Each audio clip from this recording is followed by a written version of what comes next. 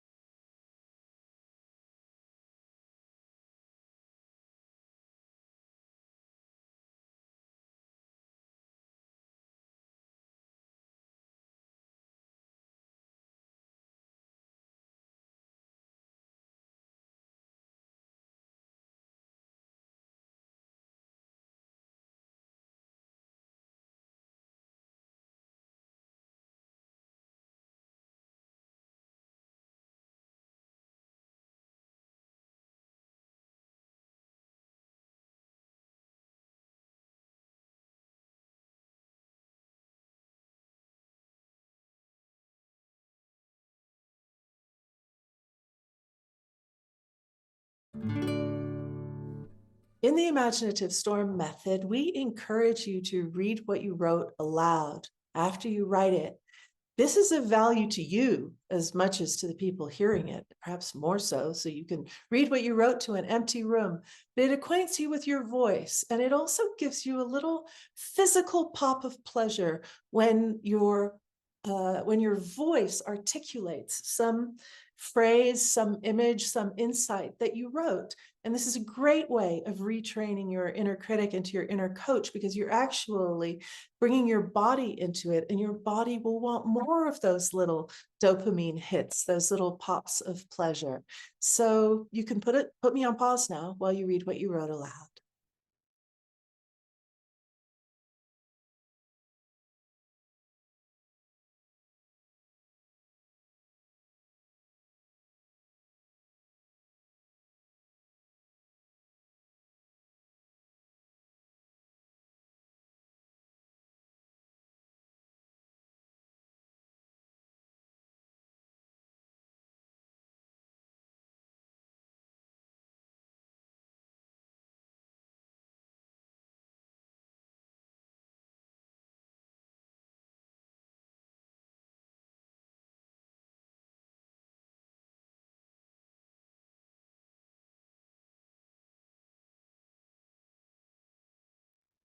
And before we go any further, I want to credit the image. I found it on the Instagram feed of Photographize magazine, at Photographize Mag. I'll put that in the copy in the text under this video.